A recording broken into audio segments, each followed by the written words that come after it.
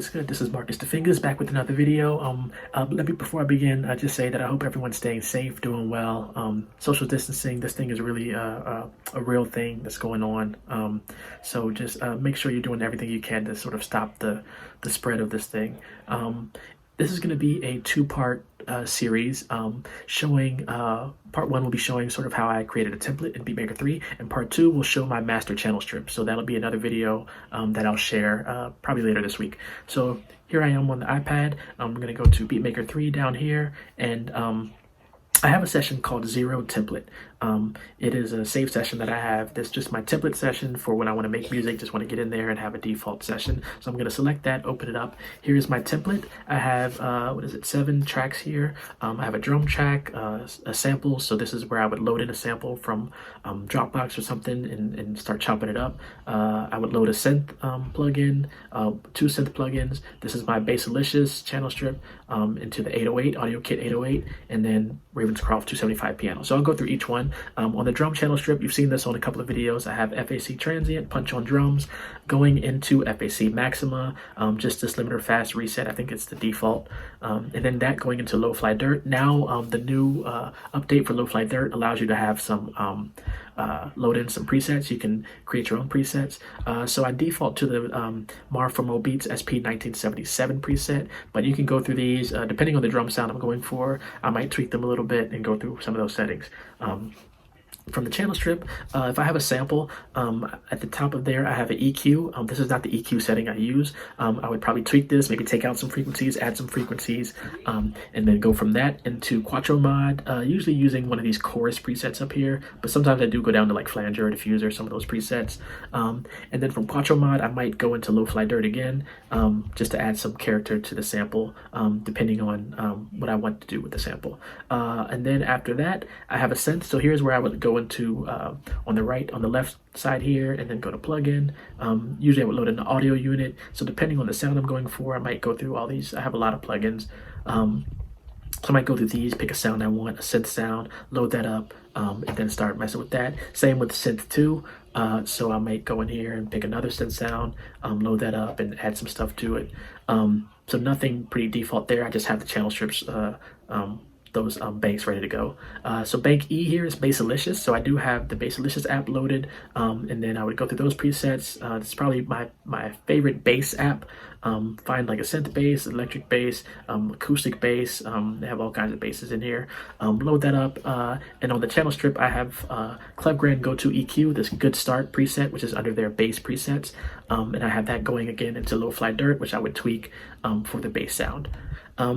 And after that, I believe I have the new Audiokit 808. There's some other videos going over this. I actually have another video posted on the presets I made for this, which I believe will maybe included in a future update. But I would just maybe go through the presets, load up an 808, or maybe build my own 808 sound that'll fit the song. With almost 150, I may see if I can get that to 150.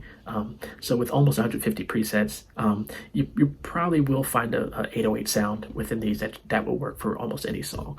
And on the channel strip there, I may or may not use any of these. I have an EQ. This is this EQ preset that I created called bass augmentation. It's actually a preset that's taken from Cubasis, the EQ in Cubasis 3, and I took those frequencies and just put it here and saved it as a preset in Beatmaker 3.